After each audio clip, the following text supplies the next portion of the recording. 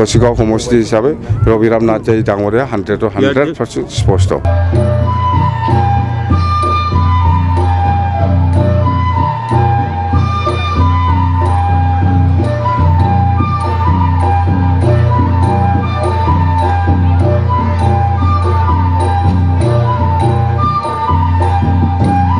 নাৰ্জাৰী ডাঙৰীয়া সেই জিকাটো 100% চিয়'ৰ। আৰু মই যিটো দেখিছোঁ কচুগাঁও সমষ্টি হিচাপে ৰবিৰাম নাৰ্জাৰীয়ে 40টাৰ ভিতৰত হাইষ্ট ভোট লৈ পেলাই ৰবিৰাম নাৰ্জাৰীয়ে জিকিব 40টাৰ ভিতৰত। এইটো আজি আমি কনফাৰ্ম ক'ব পাৰোঁ।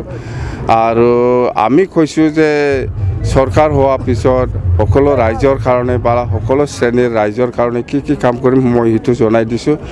আৰু স্পষ্ট কথা সেইটো ইয়াত কোনো UPPL বা কোনোবা BJP বা কোনোবা কংগ্ৰেছৰ কোনো কাম নাই। কচিগাঁও সমষ্টি হিচাপে ৰবিৰাম নাৰ্জাৰী ডাঙৰীয়া 100% স্পষ্ট। ইয়াৰ যে প্ৰাৰ্থী আপোনালোকৰ দলেৰে এতিয়া মহেশ্বৰ বসুমতাৰী মহেশ্বৰটো নাই খেলিব নাই পাৰ্টি যিহেতু BJP কংগ্ৰেছ হওক BJP হওক UPPL হওক খেলিব লাগে এইটো নামত খেলিছে।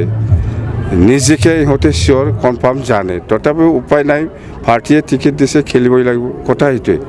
কচুগাঁৱত বেলেগ পাৰ্টি নিজকে ৰবিৰাম নাৰ্জাৰী MLA হিচাপে বোলে কোনো কাম কৰা নাই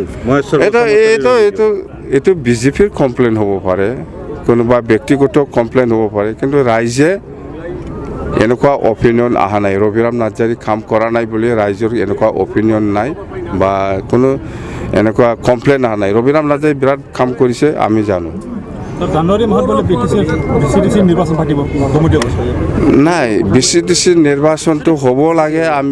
আমি যেতিয়া চৰকাৰ আছিলে সেই সময়তো আমি দাবী জনাই আহিছোঁ হ'লে ভাল BCDC নিৰ্বাচন হ'লে ভাল। কিন্তু নিৰ্বাচনত আগত যিহেতু নমিনেটেড হ'ব BCDC আমাৰ মহিলাৰ কাৰণে 50% আমি ৰিজাৰ্ভ কৰিছোঁ স্পষ্ট কথা। 10টাৰ ভিতৰত 10টা যদি আছে 5টা হৈ যাব। মহিলাৰ কাৰণে 50% ৰিজাৰ্ভেশ্যন আমাৰ BPF দলৰ পৰা চেয়াৰমেনটো ৰখা হ'ব বাছ। জুবিন গাৰ্ড খুব দুখ লগা কথা। মই খুব দুখ কৰিছোঁ জুবিন গাৰ্ড ডাঙৰীয়াই ছিংগাপুৰৰ অলপ আগত মানে 2-3 ঘণ্টা আগত মৃত্যু হৈছে এক্সিডেণ্ট কেছ। মুঠতে আমাৰ কাৰণে অসমবাসী ৰাইজৰ কাৰণে বা BTC-বাসী ৰাইজৰ কাৰণে এইটো খুব দুখ প্ৰকাশ কৰিব লগা মানে মেছেজ এইটো। আমিও BPF দলৰ হৈ পেলাই আৰু মই ব্যক্তিগত জুবিন গাৰ্ডৰ লগত ভাল এটা ৰিলেশ্যন আছিল।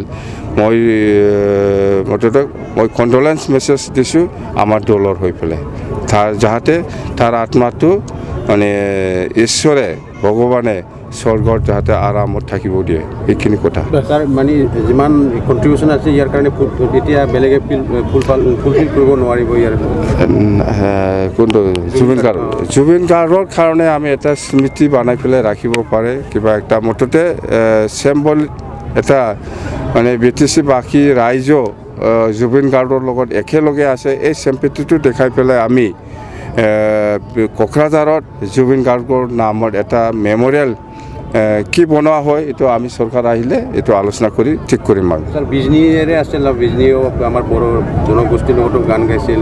নাই জুবিন গাৰ্ড চব জনগোষ্ঠীৰ গান গায় ইংলিছো গায় হিন্দীও গায় অসমীয়াও গায় বড়োও গায় গাৰো ৰাভা চব মুঠতে অলৰাউণ্ড জুবিন গাৰ্ড হিচাপে অলৰাউণ্ড অসমত যিমান জাতি জনগোষ্ঠীৰ আছে সকলো গানটো শিকাব পাৰে গাইছে। ইয়াৰ কণ্ট্ৰিবিউশ্যন আপুনি আজি কৈ পেলাই শেষ কৰিব নোৱাৰে দেই। Thank U.